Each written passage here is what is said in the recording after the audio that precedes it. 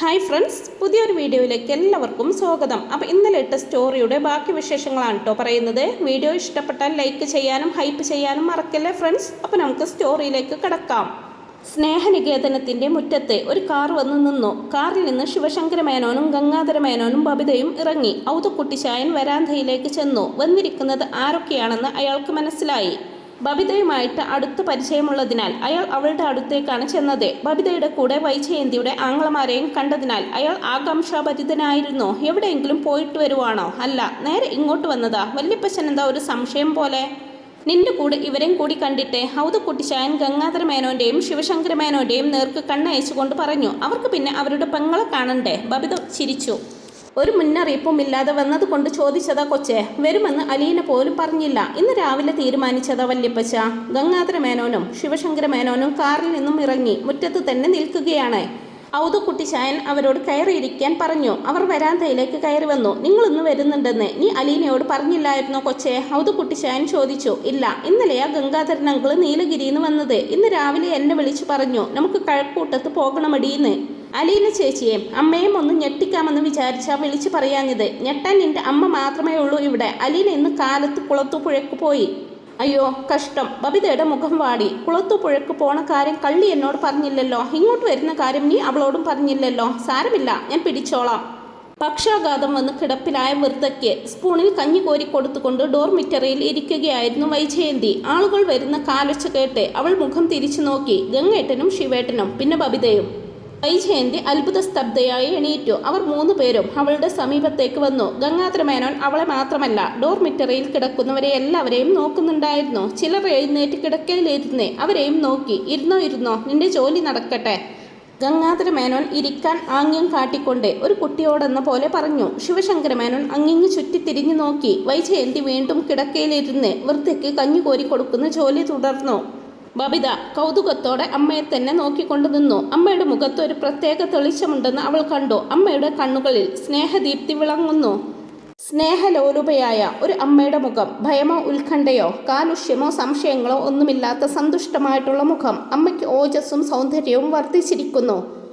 ഞാൻ ഇപ്പം വരാൻ കേട്ടോടി, ഇതൊന്ന് കൊടുത്തു തീർക്കട്ടെ, വൈജയന്തി ബബിതയോടെന്ന പോലെ പറഞ്ഞു. ബബിതയുടെ കണ്ണിൽ നനവൂറി നിന്നു. ശിവശങ്കര മേനോനും ഗംഗാധര മേനോനും ഔതുക്കുട്ടിച്ചായന്റെ പിന്നാലെ മുൻപോട്ട് നീങ്ങി. രേവതിക്കുട്ടി കിച്ചണിലായിരുന്നു. ശിവശങ്കര മേനോനെ അവൾ പെട്ടെന്ന് തന്നെ തിരിച്ചറിഞ്ഞു. ഗംഗാധര മേനോനെ ഓർത്തെടുക്കേണ്ടി വന്നു. ബബിതയും വന്നിട്ടുണ്ട്, ഔതുക്കുട്ടിച്ചായൻ രേവതിക്കുട്ടിയോടായിട്ട് പറഞ്ഞു. ഉവ്വോ, എന്നിട്ട് എവിടെ? വൈജയന്തിയുടെ അടുത്ത്. രേവതിക്കുട്ടി പച്ചക്കറി നുറുക്കുന്നത് നിർത്തിയിട്ട് ഡോർമിറ്ററിയിലേക്ക് ചെന്നു. ഔതുക്കുട്ടിച്ചായൻ ശിവശങ്കര മേനോനെയും ഗംഗാധര മേനോനെയും തിരികെ കൂട്ടിക്കൊണ്ടുപോയി വരാന്തയിലെ ഇരിപ്പിടങ്ങളിൽ ഇരുത്തി. അല്പസമയം കഴിഞ്ഞപ്പോൾ വൈജയന്തിയും അങ്ങോട്ട് വന്നു. ഗംഗട്ടൻ എന്നാ വന്നത്? അവൾ തിരക്കി. ഇന്നലെ. നീ ഇരിക്കെ. വൈജയന്തി ഇരുന്നു. ഇവിടെ സുഖമാണോ നിനക്ക്? അതെ. ജോലി നീ തീർത്തും ഉപേക്ഷിച്ചു അല്ലേ? ഞങ്ങളോട് ഒരു വാക്ക് പോലും ചോദിക്കാതെ. ജോലി ചെയ്യേണ്ടത് ഞാനല്ലേ ഗംഗേട്ട? എനിക്കത് മതിയായി. നീ ഇനി കടപ്പാട്ടൂരിലേക്ക് വരുന്നില്ലേ? വരും, പക്ഷെ സ്ഥിര താമസത്തിനില്ല. ബാലചന്ദ്രനും നീയും തമ്മിൽ എന്തെങ്കിലും സംസാരമുണ്ടായോ? അവിടെ താമസിക്കാൻ സമ്മതിക്കില്ലെന്നോ മറ്റോ അവൻ നിന്നോട് പറഞ്ഞോ?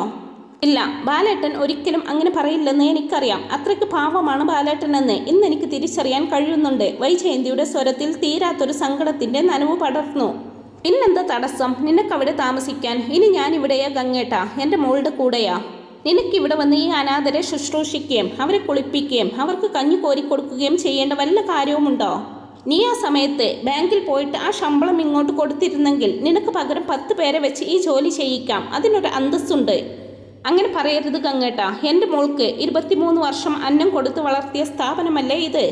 ആ കടം തീർക്കാൻ ഈ ജന്മം മതിയാകില്ലല്ലോ എന്നൊരു സങ്കടം മാത്രമേ ഉള്ളൂ ഇപ്പോൾ എനിക്ക്. വേറെ എവിടെയെങ്കിലും പോയി എത്ര അന്തസ്സുള്ള ജോലി ചെയ്താലും എത്ര ലക്ഷം വാരിക്കൊടുത്താലും ആ കണക്ക് തീർക്കാൻ പറ്റുമോ? ഇപ്പം എനിക്ക് ഒരു പ്രാർത്ഥനയേ ഉള്ളൂ ഗംഗേട്ട. എൻ്റെ അവസാന ശ്വാസം വരെ എൻ്റെ മോൾക്ക് വേണ്ടി. പൊടുന്നനെ ഒരു ഗദ്ഗതം വന്ന് വൈജയന്തിയുടെ വാക്കുകളെ തടഞ്ഞു. പക്ഷെ നിനക്ക് വേറെയും മക്കളുണ്ട്. അവരോടുള്ള ഉത്തരവാദിത്തം നീ മറക്കരുത്. ബാലേട്ടനുണ്ടല്ലോ അവർക്ക്. അല്ലെങ്കിലും അവരുടെ എല്ലാ കാര്യം എൻ്റെ മോള് നോക്കിക്കൊള്ളും. രേവതിക്കുട്ടി അവർക്ക് കുടിക്കാൻ നാരങ്ങ വെള്ളം നിറച്ച ഗ്ലാസുകൾ ട്രേയിൽ കൊണ്ടുവന്നു. അതോടെ അവരുടെ സംഭാഷണങ്ങൾക്ക് താൽക്കാലിക വിരാമമായി. കട്ടിലിൽ ഇരുന്ന് അലീനയുടെ മുടി പിന്നി കൊടുക്കുന്നതിനിടയിൽ ടാനിയ പരിഭവത്തോടെയും വല്ലായ്മയോടും കൂടി ചോദിച്ചു. ചേച്ചി എന്തിനാ ഇപ്പം അങ്ങോട്ട് ഓടിപ്പോകുന്നേ? ഒരു ദിവസം ഇവിടെ താമസിച്ചൂടെ? ഇന്ന് തന്നെ ഞാൻ അവിടെ ചെല്ലണം മോളെ. അമ്മയെ കിട്ടിയപ്പം അലീന ചേച്ചിക്ക് ഞങ്ങളെ വേണ്ടാതായി അല്ലേ? ഒരു നുള്ളു വെച്ച് തരും ഞാൻ. അലീന അവളുടെ കൈത്തണ്ട തപ്പിപ്പിടിച്ചുകൊണ്ട് പറഞ്ഞു. കൊടുക്ക് ചേച്ചി, അവൾക്ക് നല്ല നുള്ളു വെച്ച് കൊടുക്ക്, ടെൽസ പറഞ്ഞു. അവൾ അലീനയുടെ മടിയിൽ തലവെച്ച് കിടന്ന് അലീനയുടെ കൈവിരലുകളിലെ നഖം കടിക്കുകയാണ്. ചേച്ചി ഇന്നിങ്ങ് വന്നതല്ലേ ഉള്ളൂ, ഉടനെ പോവായി. ടാനിയ വീണ്ടും പരിഭവിച്ചു. ഞാൻ വന്നതേ ഉള്ളൂ, കാലത്ത് 9 മണിക്ക് എത്തിയതല്ലേ, ഇപ്പം സമയം എത്രയായി? 3:30. ഈ സമയം മുഴുവൻ ഞാൻ നിന്റെ അടുത്തല്ലായിരുന്നോ? പപ്പയോട് പോലും വർത്തമാനം പറഞ്ഞിട്ടില്ല. പക്ഷേ ചേച്ചി ഇന്നേരം വരെ സംസാരിച്ചുകൊണ്ടിരുന്നത് മമ്മിയോടല്ലേ? നിന്നെ കൊണ്ട് ഞാൻ തോറ്റു, ഞാൻ ആയുധം വെച്ച് കീഴടങ്ങുന്നു. അപ്പം ഇന്ന് പോണില്ല അല്ലേ? ടാനി പ്രത്യാശയോടെ ചോദിച്ചു. പോണം മോളോ, ഞാൻ അടുത്തയാഴ്ച വരാം. പിന്നെ ടാനിയെ നിർബന്ധിച്ചില്ല. അവൾക്കറിയാം അവരോടുള്ള സ്നേഹം കൊണ്ടാണ് കഴക്കൂട്ടത്തെ എല്ലാ തിരക്കുകളും അവിടെ ഇട്ടിട്ട് അലീന കുളത്തുപുഴയ്ക്ക് വരുന്നതെന്ന്. അവളുടെ വാത്സല്യത്തിന് ഒരു കുറവും സംഭവിച്ചിരുന്നില്ല. വീണ്ടും വീണ്ടും അവൾ വരുമെന്നും അവർക്കറിയാം. എങ്കിലും അലീന തിരിച്ചു പോവുകയാണെന്ന് വിചാരിക്കുമ്പോൾ ഒരു ശൂന്യത മനസ്സിൽ വന്ന് നിറയുന്നു. അലീന ടെൽസയുടെ തല പിടിച്ച് തൻ്റെ മടിയിൽ നിന്നും ഉയർത്തി അവളുടെ കവിളത്ത് ഒരു ഉമ്മ കൊടുത്തിട്ട് പറഞ്ഞു. എനിക്ക് പപ്പയുടെ അടുത്ത് ഒരു കാര്യം പറയാനുണ്ടായിരുന്നു, ഇപ്പം വരാം. അവൾ കട്ടിലിൽ നിന്ന് എണീൽക്കുമ്പോഴേക്കും മൊബൈലിൽ ബബിതയുടെ കോൾ വന്നു. അലീന ചേച്ചി, ഞാനിപ്പോൾ എവിടെ നിന്നായിരിക്കും വിളിക്കുന്നതെന്ന് അറിയാമോ? കടപ്പാട്ടൂര് അല്ല, കൊല്ലപ്പള്ളി. ഇത് രണ്ടുമല്ല. അലീന ചേച്ചി എവിടെയാണെന്ന് ഞാൻ പറയട്ടെ? പറയ്. കുളത്തൂപ്പുഴ. അത് നീ എങ്ങനെ അറിഞ്ഞു? അതെ, ഞാനിപ്പം സ്നേഹനികേതനത്തിലാണ് നിൽക്കുന്നത്. അയ്യോടി, നീ എപ്പോൾ വന്നു? അലീന അതിശയത്തിൽ ചോദിച്ചു. വന്നിട്ടിപ്പം 1 മണിക്കൂറായി. നീ ഒറ്റയ്ക്കാണോ അതോ നീലഗിരി അങ്കിളും കൊല്ലപ്പള്ളി അങ്കിളുമുണ്ട്? എന്ത് പറ്റി എല്ലാവരും കൂടി ഒരു സർപ്രൈസ് വിസിറ്റ്? ചുമ്മാ. ചേച്ചി ഇന്ന് ഇങ്ങോട്ട് വരുന്നുണ്ടോ? ഉണ്ട്, ഞാൻ ഉടനെ തിരിക്കും. ഒരുപാട് നേരം നിൽക്കാൻ പറ്റില്ല. വേഗം വന്നാൽ ഞങ്ങളെ കാണാം. നിങ്ങൾ ഇന്ന് തന്നെ പോകുമോ? പിന്നെ പോകാതെ. അങ്കിളുമാര് 2 പേരും പോകാൻ റെഡിയായിട്ട് നിൽക്കുക. എന്നാൽ അവർ പോകട്ടെ, നിനക്ക് നാളെ പോയാൽ പോരെ? നന്നായി പൊന്നുമോളെ. അവിടെ കൃഷ്ണമോള് തനിച്ചേയുള്ളൂ. ഷോ, കഷ്ടം. അലീനയ്ക്ക് വല്ലായ്മയായി. സാരമില്ല, അലീന ചേച്ചി കടപ്പാട്ടൂരിലേക്ക് വന്നാൽ മതി. അടുത്ത ആഴ്ച. കുളത്തുപുഴയ്ക്ക് മാത്രം പോയാൽ പോരല്ലോ. ഓ പിന്നെ, നീ പറഞ്ഞില്ലെങ്കിലും ഞാൻ അങ്ങ് വരും. ഈ അങ്കിൾമാരൊക്കെ ഇപ്പം വന്നതിൻ്റെ പിന്നിൽ എന്തെങ്കിലും പ്രശ്നമുണ്ടോടി? അമ്മയെ ഒന്ന് ഉപദേശിക്കാൻ വന്നതാ, അത്രയേ ഉള്ളൂ. എന്നിട്ടെന്താവാൻ? അമ്മയ്ക്കിപ്പോൾ ഒറ്റ മോളല്ലേ ഉള്ളൂ, അതും ഒരു കൈക്കുഞ്ഞ്. അവളെ വിട്ടിട്ട് എങ്ങോട്ടെങ്കിലും പോകാൻ പറ്റുമോ അമ്മയ്ക്ക്? മോള് കടന്ന് നിലവിളിച്ചെങ്കിലോ? പാലുകുടി മാറിയിട്ടില്ലല്ലോന്നേ. രേവതിക്കുട്ടി എൻ്റെ അടുത്ത് എല്ലാം പറഞ്ഞു. ലജ്ജയും ചാള്യവും കൊണ്ട് അലീന കൂമ്പിപ്പോയി. ആ പറഞ്ഞത് ആരെങ്കിലും കേട്ടോ എന്നറിയാനെന്നോണം അവൾ ചുറ്റും നോക്കി. പോടി കുശുംബി. വേറൊരു വാക്കും കിട്ടാഞ്ഞിട്ട് അലീന പറഞ്ഞു. ഇത്തിരി കുശുമ്പൊക്കെയുണ്ട്. ഞങ്ങളുടെ അമ്മയെ ഒറ്റയ്ക്ക് അങ്ങോട്ട് അടിച്ചു മാറ്റിയില്ലേ? ഞങ്ങളുടെ അമ്മയോ? ഓ, നമ്മുടെ. സമ്മതിച്ചു. എന്നാലും കുശുംബിനേക്കാളും കൂടുതൽ സന്തോഷമാ കേട്ടോ രേവതിക്കുട്ടി പറയണ കേട്ടപ്പോൾ. എൻ്റെ കണ്ണൊക്കെ അങ്ങ് നിറഞ്ഞുപോയി. ഇനി എനിക്ക് അമ്മയും മോളെയും കൂടി ഒന്നിച്ച് കാണണം. ഇപ്രാവശ്യം കാണാമെന്ന് വിചാരിച്ചു വന്നതാ, പറ്റിയില്ല. അലീന മിണ്ടാതെ നിന്നു. മനസ്സിനുള്ളിൽ ഒരു നിറവ് വന്ന് തിങ്ങുന്നുണ്ട്. കരളിലൊരു കോരിത്തരിപ്പ്. മനസ്സിനുള്ളിലെ തൊട്ടിലിൽ ഒരു ഇളം പൈതൽ ആരുടെയോ കാലൊച്ചയ്ക്ക് കാതോർത്ത് കിടന്ന് കൈവിരൽ ഉണ്ണുന്നു. അലീന ചേച്ചി, കട്ടായോന്നറിയാനാ? വെക്കട്ടെ, ഞാൻ പിന്നെ വിളിക്കാമേ. ശരി. കോൾ കട്ടായി കഴിഞ്ഞും അലീന ഒരു മധുരം നുണഞ്ഞതുപോലെ അല്പനേരം അനങ്ങാതെ നിന്നു. സ്റ്റാൻലി തോട്ടത്തിലേക്ക് പോകാൻ വേണ്ടി ജീപ്പിന്റെ കീയുമായിട്ട് ഇറങ്ങാൻ ഭാവിക്കുകയായിരുന്നു. അപ്പോഴാണ് അലീന മുറിയിലേക്ക് ചെന്നത്. സ്റ്റാൻലി നെറ്റി ചൊളിച്ച് അവളെ നോക്കി. പോവാണെന്ന് പറയാൻ വന്നതാ പപ്പായെ? ഇപ്പോൾ തന്നെ പോണോ? സന്ധ്യക്ക് മുമ്പ് ചെല്ലണ്ടേ? നീ ഇന്നിങ്ങ് വന്നതല്ലേ ഉള്ളൂ. അവിടെ എനിക്ക് ഒരുപാട് ജോലിയുണ്ട്. നിന്റെ അമ്മയില്ലേ അവിടെ? രേവതിക്കുട്ടിയില്ലേ? അപ്പച്ചനില്ലേ? എന്നാലും പോണം പപ്പായെ. സ്റ്റാൻലി അവളെ ചൊയിഞ്ഞൊന്ന് നോക്കി. രേവതിക്കുട്ടി മാത്രമുള്ളപ്പോൾ പോലും അലീന ഇവിടെ വന്ന് 1 ദിവസം താമസിച്ചിട്ടുണ്ട്. ശരി, നിന്റെ ഇഷ്ടം പോലെ. ഞാനൊരു കാര്യം ചോദിച്ചാൽ പപ്പ ദേഷ്യപ്പെടുമോ? ദേഷ്യപ്പെടും, സ്റ്റാൻലി ഗൗരവത്തിൽ പറഞ്ഞു. അതിന് ഞാൻ കാര്യം എന്താണെന്ന് പറഞ്ഞില്ലല്ലോ. മുഖവുര കേട്ടപ്പോഴേ എനിക്ക് മനസ്സിലായി ദേഷ്യപ്പെടേണ്ട കാര്യമായിരിക്കുമെന്ന്. ദേഷ്യപ്പെടല്ലേ പപ്പായെ? അലീന കെഞ്ചി. പപ്പ സമ്മതം തരികയും വേണം. നീ കാര്യം പറ. അത് പിന്നെ അമ്മയും കൂട്ടി ഞാൻ ആഗ്രയിലൊന്ന് പോയിക്കോട്ടെ. സ്റ്റാൻലി ആശ്ചര്യസ്തബ്ധനായി. ആഗ്ര, വൈജയന്തി, അലീന, താൻ ഇവ തമ്മിൽ കൂടിക്കുഴഞ്ഞ് സ്വപ്ന സദൃശ്യമായ ഒരു വികാരം ഹൃദയത്തിൽ വന്ന് അലതല്ലുന്നത് അയാളെ വികാരാധീനനാക്കി. അത് മറക്കാൻ ശ്രമിച്ചുകൊണ്ട് ഗൗരവം വിടാതെ അയാൾ ചോദിച്ചു. ആഗ്രയിൽ എന്താ വിശേഷം? എൻ്റെ ഒരു കൊതിയാ പപ്പായെ. എനിക്ക് ആ സ്ഥലമൊക്കെ ഒന്ന് കാണണം. താജ്മഹൽ കാണാനാണോ? അതൊന്നുമല്ല, വേറെ ചില സ്ഥലങ്ങളാ. അലീനയുടെ കണ്ണിൽ ഒരു കള്ളനോട്ടത്തിന്റെ മലരി വിരിഞ്ഞു. ഒരു കുസൃതി ചിരിയുമുണ്ടായി. ഏതൊക്കെ സ്ഥലങ്ങളാണെന്ന് സ്റ്റാൻലിക്ക് ചോദിക്കണമെന്നുണ്ടായിരുന്നു. പക്ഷേ വിവേദിച്ചറിയാൻ വയ്യാത്ത ഒരു വികാരം അയാളെ തടഞ്ഞു. ഒടുവിൽ അലീന തന്നെ പറഞ്ഞു. എനിക്ക് പപ്പയുടെയും അമ്മയുടെയും കൂടെ ഒന്നിച്ച് ജീവിക്കാനുള്ള ഭാഗ്യം കിട്ടിയിട്ടില്ലല്ലോ. എനിക്കിനി ആ സ്ഥലങ്ങളൊക്കെ കാണാനല്ലേ പറ്റൂ. പപ്പയും അമ്മയും കണ്ടുമുട്ടിയ സ്ഥലം, അമ്മ താമസിച്ചിരുന്ന ക്വാർട്ടേഴ്സ്, അമ്മ പഠിപ്പിച്ചിരുന്ന സ്കൂൾ. അവളുടെ ഛേദോവികാരങ്ങൾ അയാൾക്ക് മനസ്സിലാകുന്നുണ്ടായിരുന്നു. നിങ്ങൾ രണ്ടുപേരും കൂടി പോകാനോ? പപ്പ സമ്മതിച്ചാൽ മതി. വൈജയന്തിയോട് നീ പറഞ്ഞോ? ഇല്ല, പറയണം. സ്റ്റാൻലി അല്പസമയം ചിന്താധീനയായി ഇരുന്നു. അവൾക്ക് നിന്നോടിപ്പോൾ സ്നേഹമാണോ? അലീന മേശയിൽ നഖം കോറി മുഖം താഴ്ത്തി നിന്നു. നിന്നോട് മോശമായിട്ട് പെരുമാറിയതെല്ലാം ഓർത്തിട്ട് സങ്കടമുണ്ടോ അവൾക്ക്? അലീന പതിയെ തലയാട്ടി. അപ്പോൾ മേശപ്പുറത്തേക്ക് കണ്ണുനീർ തുള്ളികൾ അടർന്നു വീണു. അമ്മയും മകളും തമ്മിൽ അതിലോലവും അതേസമയം തന്നെ അതീവ ഗാഢവുമായിട്ടുള്ള ഒരു ദൃഢബന്ധം ഉരുത്തിരിഞ്ഞു വന്നിട്ടുണ്ടെന്ന് സ്റ്റാൻലിക്ക് മനസ്സിലായി. ഒരേ സമയം തന്നെ പട്ടുനൂൽ പോലെ നേർത്തതും ഉരുക്കു കമ്പി പോലെ മുറുകിയതും, ഒരേ സമയം തന്നെ സ്നേഹാനുഭൂതികളാൽ ആനന്ദപൂരിതവും നഷ്ടബോധത്താൽ അത്യന്തം സങ്കടപൂർണവും. സ്റ്റാൻലി ആ വേദനയിലൂടെയും സന്തോഷത്തിലൂടെയും കടന്നു പോയിട്ടുണ്ട്. അതിനാൽ അയാൾക്ക് അത് തിരിച്ചറിയാം. നീ പറഞ്ഞ കാര്യം ഞാനൊന്ന് ആലോചിക്കട്ടെ. 25 വർഷം മുമ്പത്തെ ആഗ്രയല്ല ഇന്നുള്ളത്. എന്നാലും താജ്മഹൽ ഇന്നും താജ്മഹൽ തന്നെ. എനിക്കവിടെ ചില സുഹൃത്തുക്കളുണ്ടായിരുന്നു. ഞാൻ അവരുമായിട്ട് ബന്ധപ്പെടാൻ ശ്രമിക്കാം. നിങ്ങൾക്കവിടെ വേണ്ട സൗകര്യം ചെയ്തു തരാൻ അവർക്ക് കഴിയുമോ എന്ന് അന്വേഷിക്കുകയും ചെയ്യാം.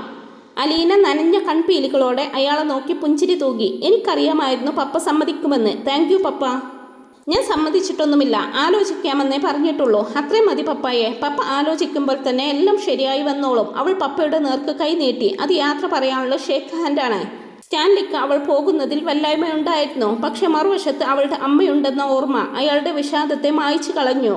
തനിക്കും വൈജയന്തിക്കും ഇടയിൽ തടസ്സങ്ങളുടേതായിട്ടുള്ള ഒരു നദിയുണ്ട്. എങ്കിലും തങ്ങളെ തമ്മിൽ ബന്ധിക്കുന്ന ചെറിയൊരു നൂൽപാലവുമുണ്ട്. തൻ്റെ മകൾ അതിലൂടെ നടന്ന് അക്കരെയുള്ള അമ്മയുടെ അടുത്ത് എത്തിച്ചേരുന്നു. അവിടെ നിന്ന് വീണ്ടും പുറപ്പെട്ട് നദിക്ക് ഇക്കരെ തൻ്റെ അടുത്തും വന്നണയുന്നു.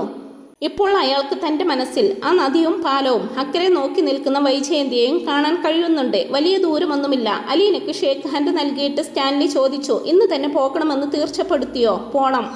ബൈജുവിനോട് പറയാം കൊണ്ടുവിടാൻ. പപ്പ ഇങ്ങനെ പറയാൻ നോക്കിയിരിക്കുമായിരുന്നു ഞാൻ. ആ പെട്രോളിന്റെ പൈസ ഇങ്ങ് തന്നേക്ക് പപ്പായെ. ഞാൻ ബസ്സിൽ പോയിക്കോളാം. വാങ്ങിക്കും നീ എൻ്റെ കയ്യിൽ നിന്ന്. സ്റ്റാൻലി അവളെ തല്ലാൻ കഴിയോങ്ങി. അയാൾ അവളെ ജീപ്പിൽ കയറ്റി കുളത്തൂപ്പുഴ ബസ് സ്റ്റാൻഡിൽ കൊണ്ടുപോയി വിട്ടു. ഇതാ പെട്രോളിന്റെ പൈസ. അയാൾ പോക്കറ്റിൽ നിന്ന് എടുത്തു കൊടുത്തു.